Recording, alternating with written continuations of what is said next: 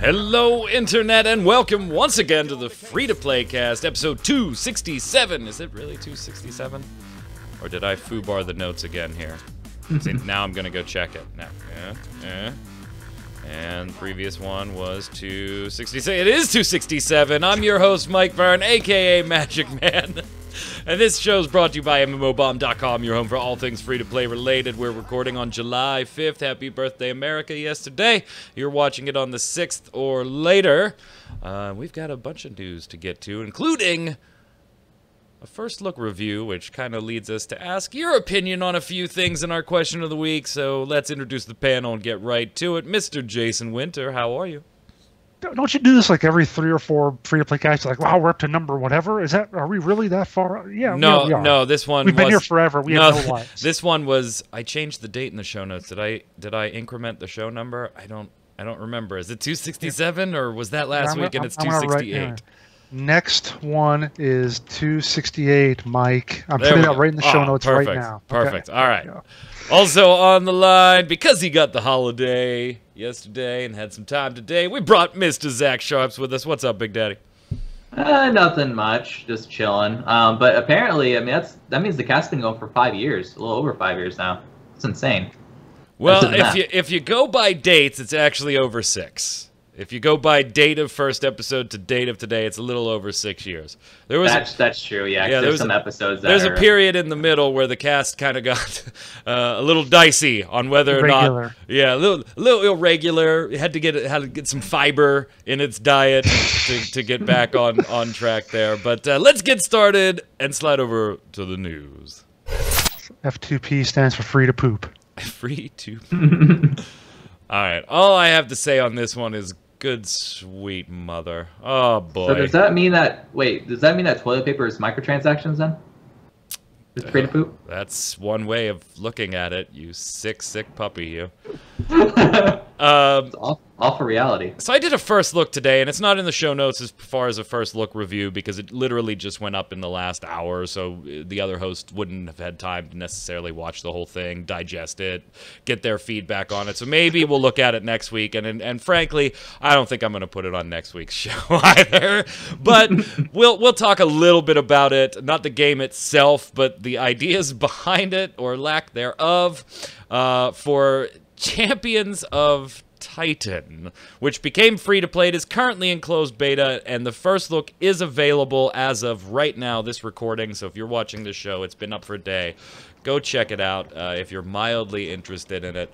But this is a bit of a bizarre one. Like, in this day of remakes and relaunches, and God, how many times is Echo of Soul gonna launch? How many times is ELOA gonna launch? In this day and age of publishers snagging up titles, hell, WebZen themselves is guilty of doing this at least half a dozen times.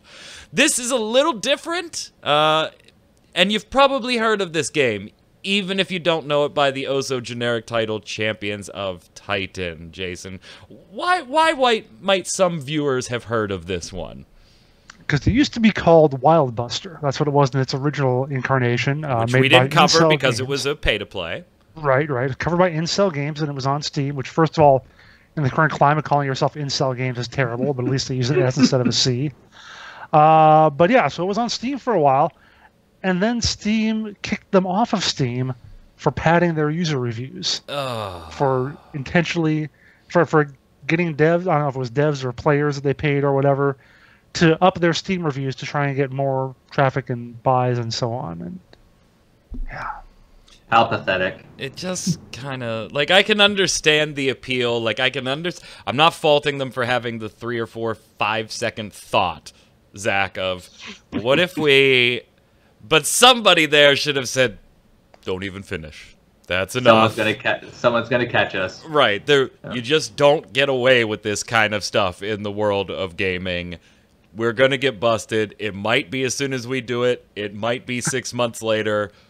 Either way, it's going to be bad for us. So Incel... They got wild busted. They got wild busted. So the game... Well... And to be fair, though, Zach, even prior to that, the reviews weren't that great for Wild Buster, and I'm not going to go into whether it's good or bad game. I think it's got some good things in it. I liked some of the character models or the monster models. If you watch the first look, I pointed out a couple of favorites that I thought were kind of neat along the way. And I didn't play it enough to really, be hypercritical and give a review of the game. But when it shut down, the initial announcement was due to low player base. Zach, it had nothing to do with that whole incel. And I don't imagine they'd be like, hey guys, we got busted, so we ain't on Steam anymore. But if you're going to put publicly out there, even with setting that aside, that player base size was a problem here, I think player base size was indeed a problem, whether or not the Steam review issue is the sole reason you got booted or not. It sounds like that was an issue then. Does free-to-play help it? I mean, it depends. It's one of those things where free-to-play can save good games, but it can't save mediocre or bad games. So in this case, I think that it falls under the mediocre/bad category. Especially when you compare it to everything else that's out there. So I don't really think that it's going to save it, but it might at least give them a little bit more of a return on investment than they otherwise would have had if they just sort of let it die. So it does, though, Jason, fall now to IDC Games to make it profitable, which, of course, will be the implementation of a cash shop. And, by the way, this game is currently in closed beta. But here, I'm going to tell you a little trick. If you want to play the game, you can get into this closed beta. Go to the site. How do I do it, Mike? Go to the site, Jason. Okay. Click on the game and go to the game page. Yeah. You'll see the beta button. You can click it. Okay. The only thing you have to do, though, very carefully, is create an IDC Games account. That's it. It's super secret, closed beta. Make a damn account on their site, and you can get in it. It's a 2.5D isometric view, MMORPG. They flavor it with some MOBA-style combat on the PvP side of things. I didn't get to that in the first look because you have to get to a certain level, and I hadn't opened it yet. And the first look was already 30 minutes long at that point, so I figured, nope, I'm done. You guys can check PvP out on your own. Interestingly enough, IDC Games, if you're not familiar with them, to me, they do have localization issues just on their own damn website, let alone in the games. And Wild Buster, and now Champion of Titans, still has the localization issues that were present when it was Wild Buster. So now we've got an awesome combination, Jason, of two products that generally don't localize well. Reading the IDC forums for the game is fun. Somebody who was a big Wild Buster fan put like this long idea on the forum post, well thought out, well worded, very civil on, hey, I spent a lot of money. If you're going to monetize it as free to play, here's some things that I would recommend you go for, being a player with X hundred hours in it. And the reply was, just basically, thanks for the feedback, we'll take it into consideration. And that was it. Just one sentence. In one of the things I point out, Zach, in the beginning of the first look, when you hear the voiceover by, Chainsmoker McLow Voicerton, I don't know who it is. He sounds like every other low-voice guy in the word, we're Marines. There's, even in the voiceover, it's like the guy speaks English and speaks it well, so you knew that he was reading it and knew what they were trying to say. One of the phrases is like when Earth or their home planet, the human home planet, is getting wiped out by the baddies in this game. He says, Jason, if they got wiped out, you would say, we were not prepared for the devastation they brought. But the text and the voiceover doesn't say that. It says, we would not prepare for the devastation they brought, which is an entirely different idea. You didn't get caught by surprise, which is what the sentence should have read. You just got lazy and didn't feel like doing shit. And now all your base are belong to them. Right. Yep. So it's about as badly localized as Blast Online is what you're saying. Yeah. So I don't know. I think the whole situation's weird. I mean, good luck to ICD Games. I do want to give, hey, a clap here for the developers of the game, Jason, because they're the ones that kind of got shanked in the first deal because everything I read, they weren't part of the review, debacle. It was the publisher, Incel Games, that was doing it. So I'm happy for the developer that at least it gets a second chance due to something they didn't do. But I just don't see this one going very far, Jason. I don't give them credit because they made a shitty game. Oh, come on. You haven't even played it or anything. Because they're right. I'm looking at the Steam charts of Wildbuster. In December, it averaged 27 players, January 25. So when you talk about the return on investment, about how maybe they'll get something now, they didn't care. They saw they were getting 20 players and said, why not do this crazy cheaty thing? Maybe we'll get caught. It doesn't matter. We'll lose the $50 or whatever we're making a month. So, and it's not that much different now. They're like, yeah, we've got this game. We're not going to do any more localization. I think just toss it out there, call it free to play. Maybe we'll make a couple $100 a month. Isn't that getting a better ROI then? Yeah, low effort with better reward than if they were to actually revamp everything and actually do something. Well, and that would cost money. That would require effort. Yeah. Well, and IDC Games has said on their forums and on the page that they are going to change some things about the game, and then but they also said those details will be coming down the road here. And I do think it's funny that we're in a closed better someday. We're now in a closed beta for a game that's already been launched before. Zach, I think there's something to be said there. It's not even like they said, hey, the game didn't have a cash shop. We added a cash shop, so we're going to do a quick closed beta phase, see how these items work. Are they balanced? Does it piss people off? And then we'll relaunch this thing. The shop isn't even in there yet.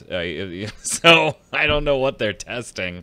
Here's a big one, Zach, that I would want the answer to, because there are some people that spent quite a bit of money on Wildbuster. It is a very niche kind of audience, but if it hits your flavor, it's going to hit your flavor, and so people spend some cash.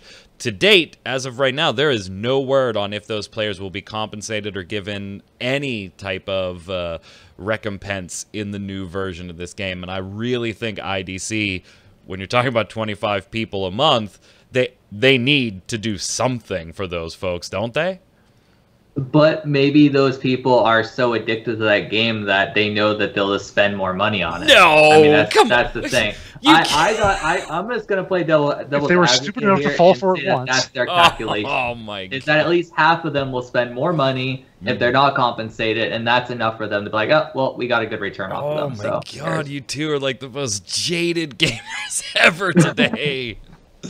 Just so jaded by these companies. All right, if you want to check it out, check out the first look, and then, hop over to the website and get into the super secret closed beta. Moving on, as if jumping into League of Legends or Dota, Dota 2, or Smite, and playing against bots on increased difficulty that can beat me wasn't embarrassing enough. Now we're going to go ahead and create full AI Mike Burns that can sit at a computer and beat me in Dota 2. Jason, what the hell's going on here? I wish I was as good as Robot Mike Byrne, but Me too. So a group called OpenAI, which is a nonprofit funded by Elon Musk of Tesla fame and We've other mentioned things. them on the show before. Yeah, I'm sure we have. I think Zach's heard of. Zach, you ever heard of Elon Musk? Yeah, I mean, not okay, just a little bit. Yeah, not a flamethrowers. Tweets about him all the time. He loves him. Anyway, so what OpenAI did is they made some AIs that can play Dota 2, and they can play it really well, like to the point that they're beating like semi-pro teams. I think this is when like they split with a like low-tier pro team or something like that. You read through the article, and it's really cool how the bosses kind of learn as they went along. They play games against themselves, hundreds or I think thousands of games per day, and they just learn various things. First of all, they start from like wandering around the map aimlessly. That was my favorite part. That's where it started. Just this. Could you imagine watching, Zach, this Dota 2 match where these just a bunch of bots players just walking around? Just walking around, exploring. Oh, there's some jungles here. That's cool. But then it slowly evolved itself. This wasn't a programmer jumping in, Jason, to add, all right, now you know how to move around the map. Let me add some lines of code that teach you how to use abilities. That was all front-loaded, and it just slowly taught itself over time. Yeah, taught some various, like I said, basic human strategies, attempt to steal bounty runes from their opponents. walk to their tier 1 towers to farm, and rotate tiers around the map to gain lane advantage. And with further training, they became proficient at high-level strategies like the 5-hero push. Which, I'm sure a lot of this stuff I haven't figured out. I've never played Dota. I played a good bit of League of Legends. They're probably smarter than I am, having, for whatever I've played of League of Legends as a Dota play. And yeah, so they're going to try to, actually take this to the international in August and actually beat real teams. So it's got about a month.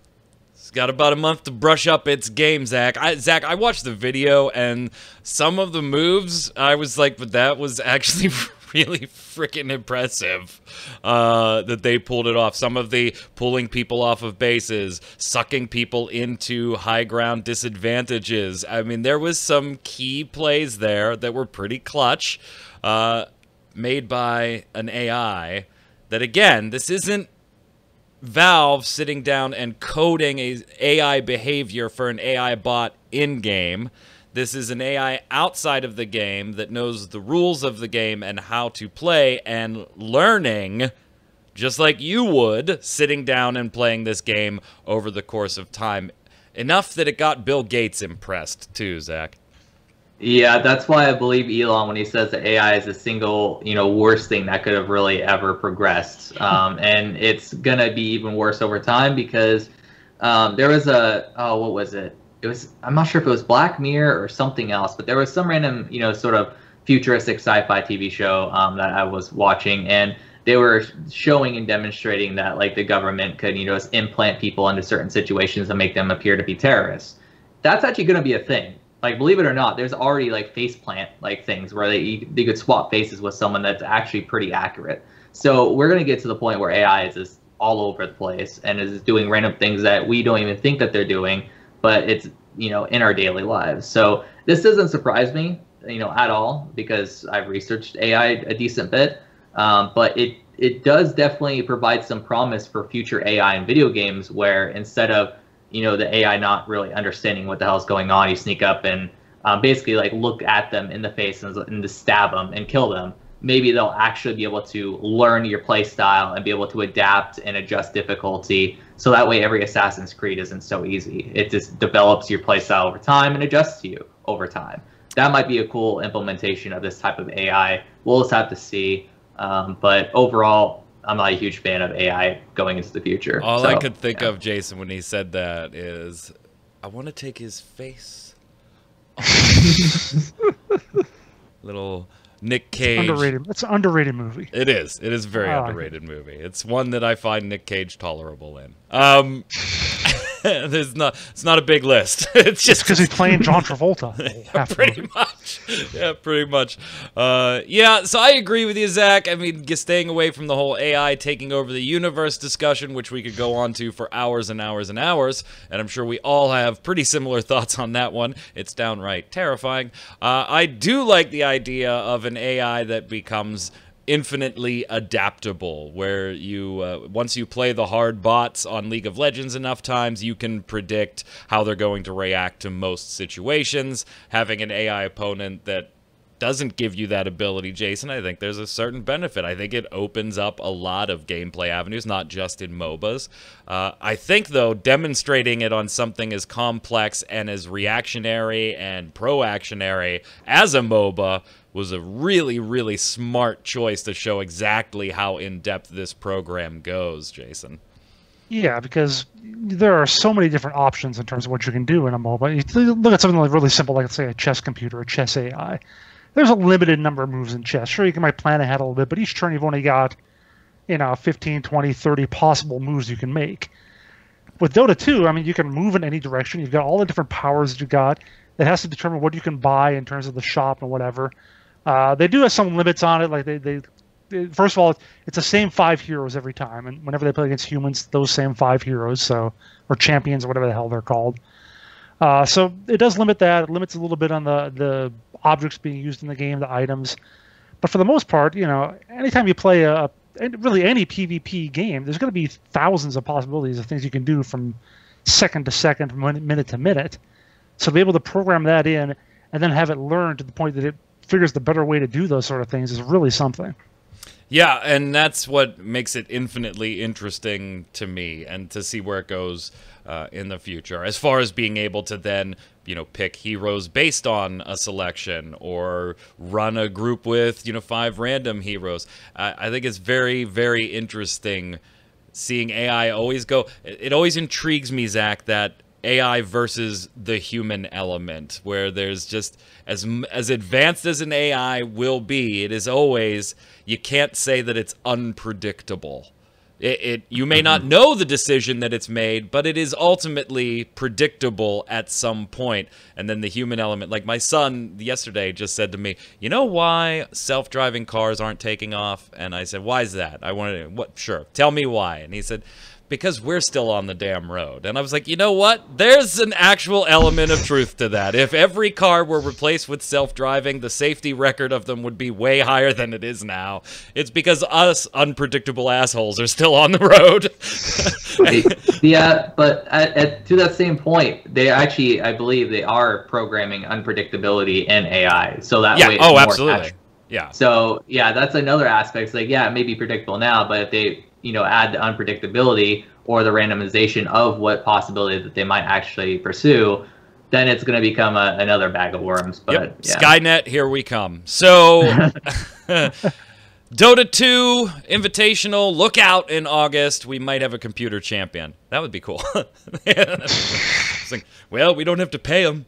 We'll just keep this check. Moving on to Zach's favorite discussion. Other countries continue the loot box investigation. Who's on the docket this time, Zach? So I believe it is the French gambling regulation that is on the docket. And basically, what I found interesting about this is they kind of agree that it could lead to gambling addiction in the future, but they still don't want to classify it as gambling overall, because you don't really get a real world return out of it, which I completely disagree, because there's ways to get real world return.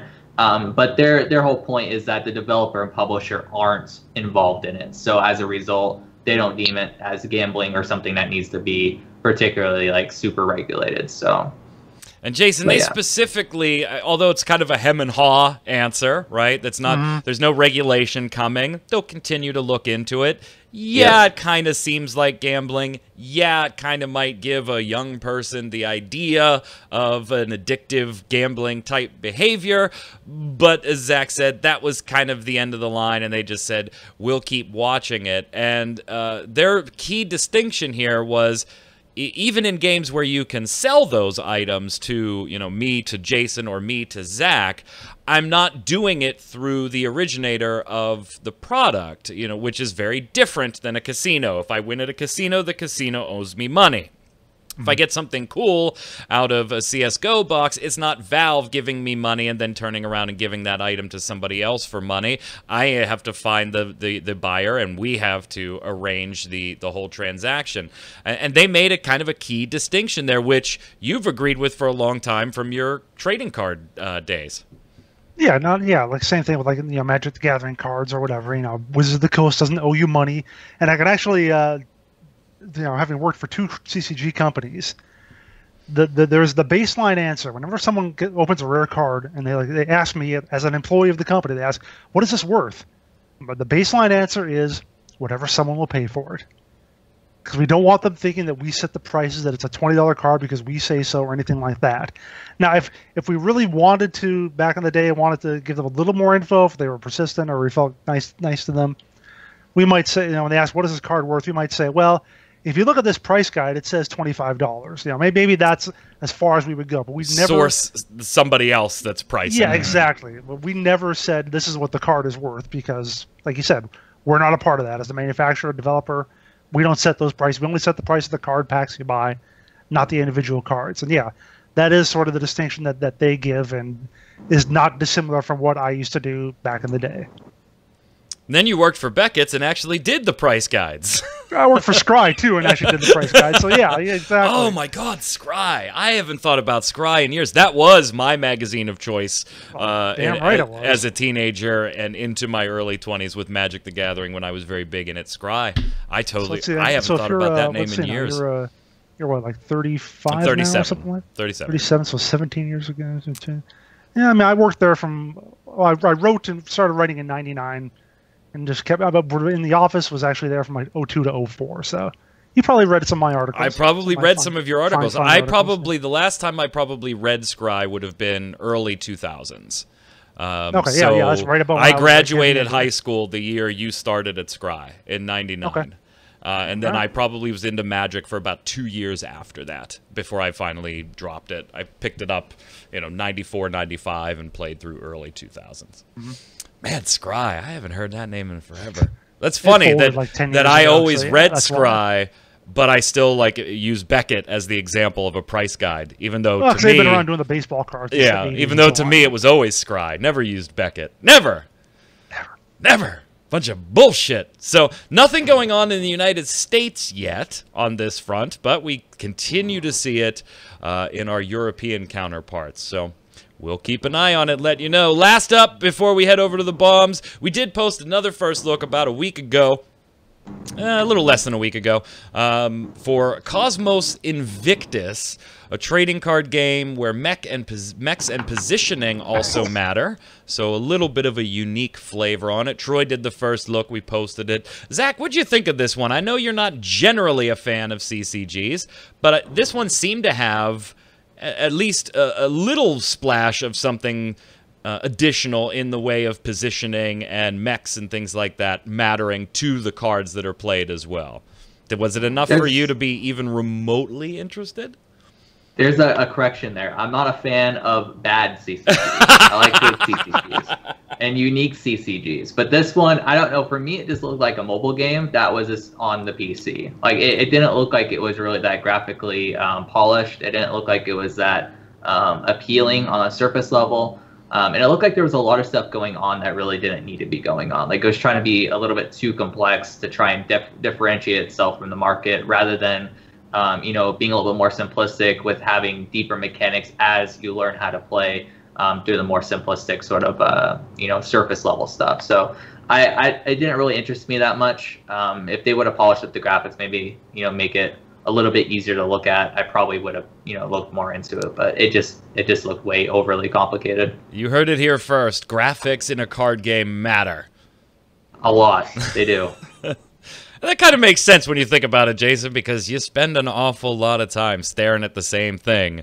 If it's ugly, that's bad. That's bad news. Bad news bears. Yeah. Jason, what were your thoughts taking a look at Troy's first look?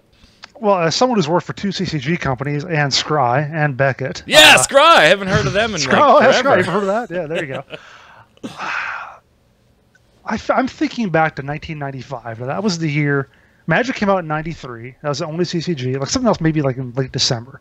A few games came out in 94, some of which actually, went somewhere. Like the Star Trek game that I worked on a fair bit. Then in 95, there were like 40 CCGs yeah, I still that came have out. those cards. Oh, yeah. Star Trek and Star Wars, the customizable card game. I think I have 24. Didn't you work on that one? Yeah, that was the one I designed. Yeah. I have 24 cards still. I'm gonna have to bring them onto a free-to-play cast and open up the manual and show everybody your name. Thanks actually to in the Star Wars CCG, we often did anagrams of designers' names as characters. So I officially have a character in the Star Wars universe now. Oh man, now I'm gonna have to look and see if I have your card. No, it's anyway. But as I was saying, I have Jason Winter. Go ahead. Sorry. There's another game they made that actually has my face on it. But anyway, so in '95, like 40 CCGs came out. Everyone just glomming onto the Magic trend and taking a little longer to get them out because they had to do actually taking less time, I'd say, maybe because cards were a lot easier than software. And they were almost all crap. Like of the 40, 38 were crap. So. And that's kind of where I feel like we're at now. Not in turn, and I can even say subjectively, is this game crap or is that game crap? I actually took a little while. I looked at Steam charts. I looked at every free-to-play CCG that has come out this year. I looked at their average players. One of them is averaging 451 players online at one time, which itself is not huge, but it's something. Next one down is averaging 65. Next one after that, 39. And then after that, it's 15.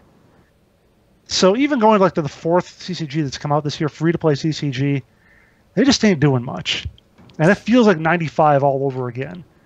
You're getting like 1 out of 20 that actually does a little something, and the rest are just kind of there. And probably, and might stick around long enough if they're like, cheap enough to maintain. But it's just hard to get excited over something like that right now. Yeah, I hear you.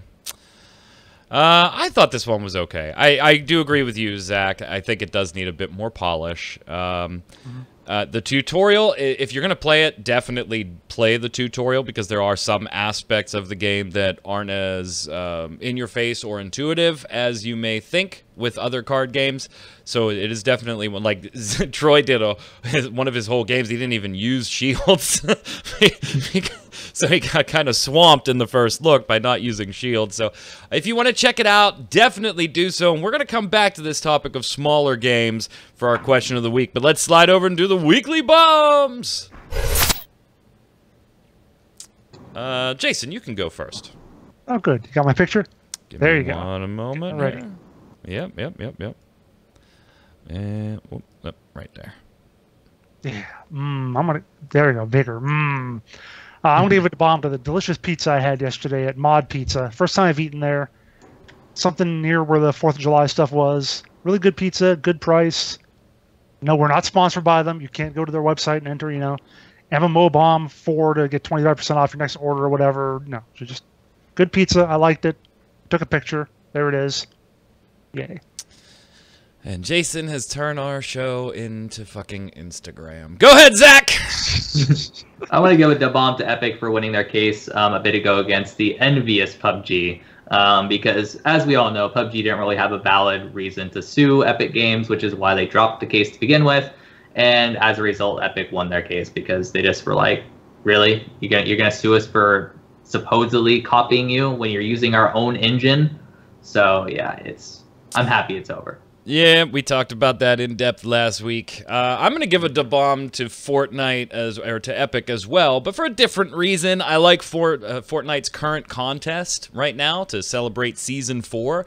You get to create your own Fortnite movie. So you film aficionados, you editing gurus on the YouTubes there, make your video, put it in, some cool prizes, lots of like credit and posters and being in-game. And I love contests like that are just out of the box, and you're not going to get 7 bajillion entries, Jason. Like some of those contests are designed just to bring eyes. Hey, if we can get 7,000 people to retweet this, awesome.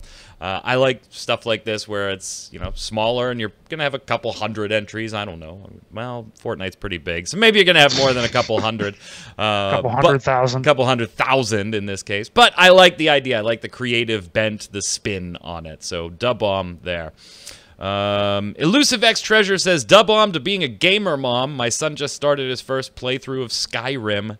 I'm so proud." Yeah, I remember watching my son go through the entire Metal Gear series. Played them all. Wanted to go back and play. I made him play them on the original systems too, Jason. You actually have an NES? Oh yeah. Oh yeah. Oh wow. I have like almost 40 game systems now. I think 38, 40, something like that. You could like open your own museum. Right. Yeah, right. Go ahead, Zach.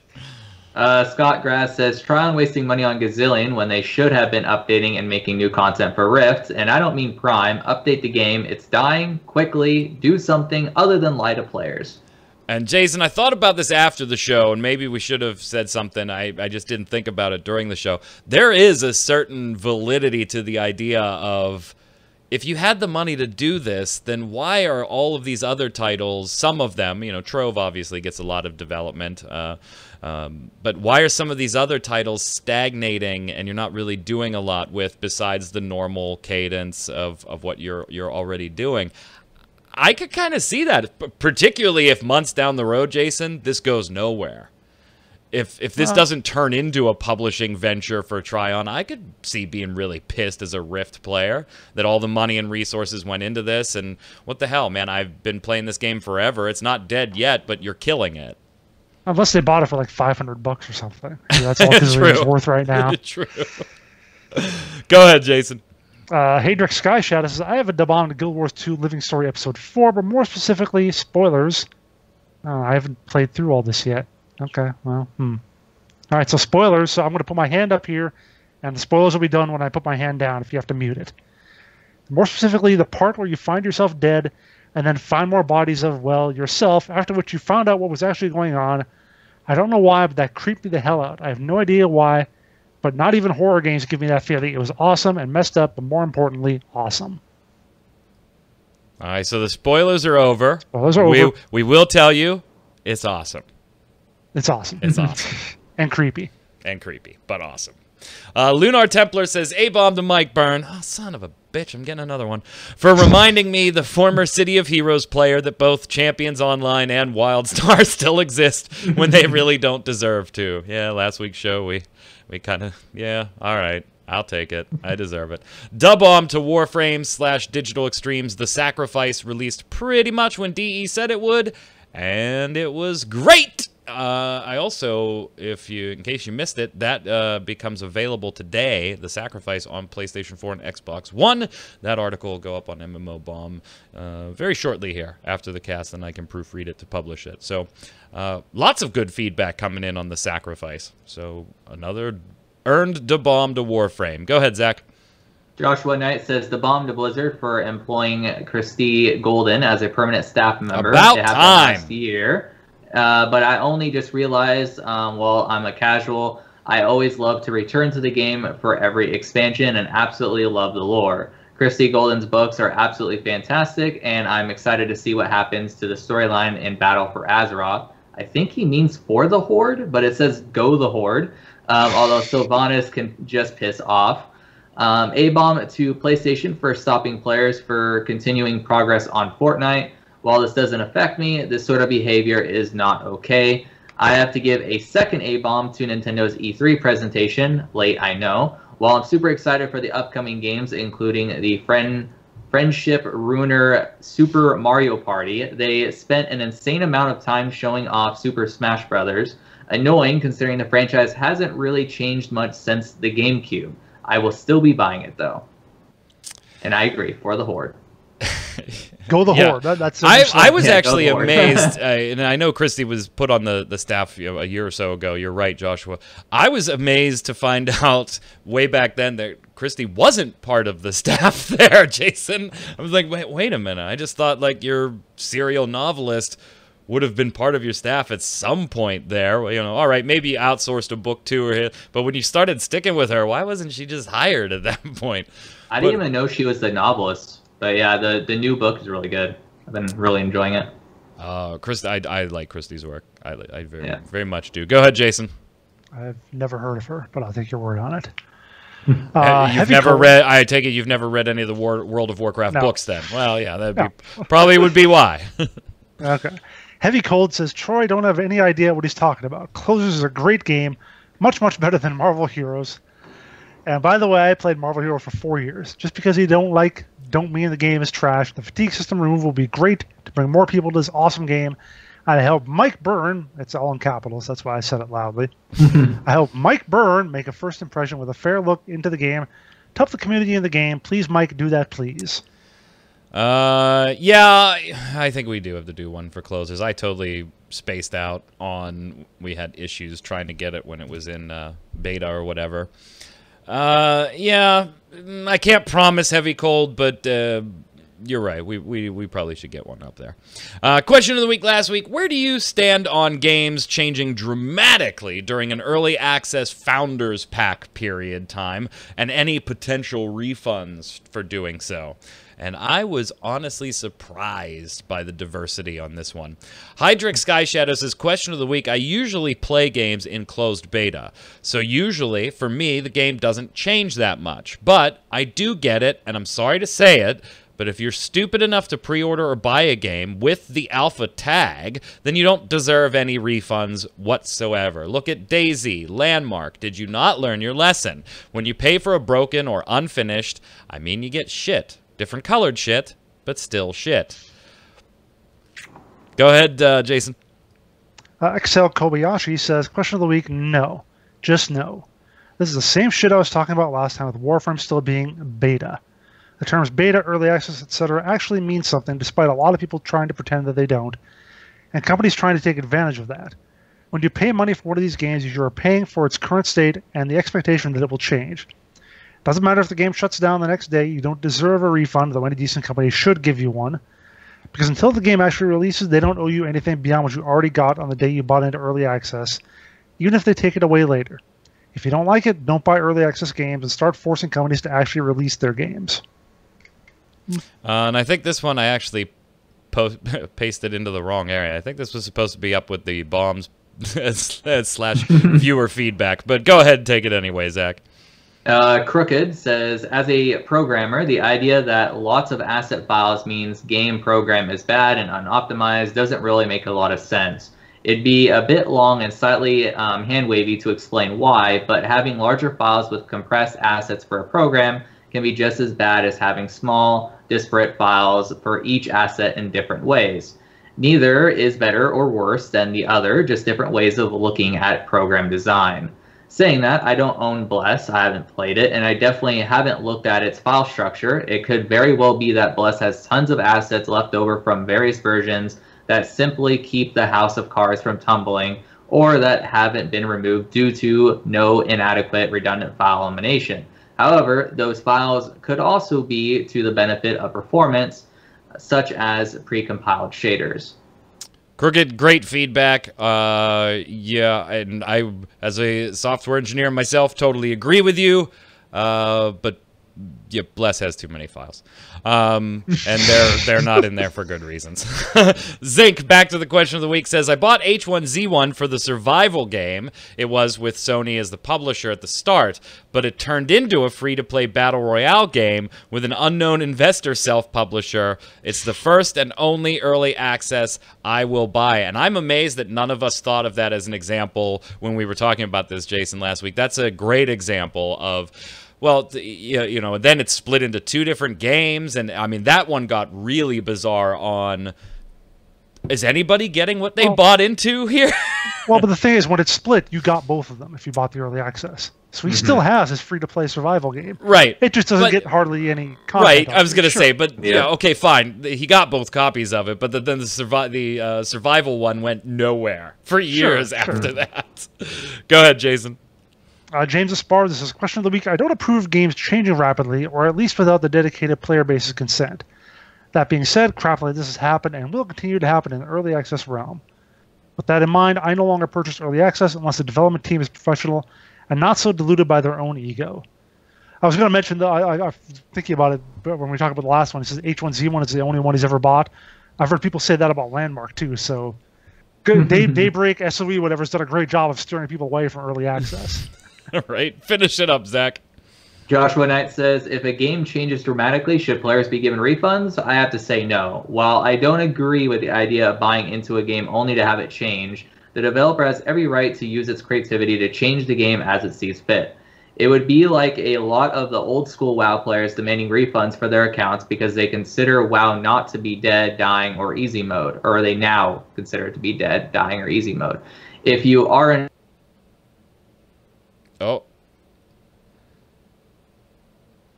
for early access. Although early access is a controversial one, given that we are essentially paying them to test their game. All right, I'm going to reread that last sentence because Skype kind of foobarred you for a second there. Oh, did it? Yeah, so if you're unsure if a product will change or if you're worried it might, simply don't pay for early access, although early access itself is a controversial one, given that we're essentially paying them to test their game. And Jason, the only thing I disagree with here is the analogy.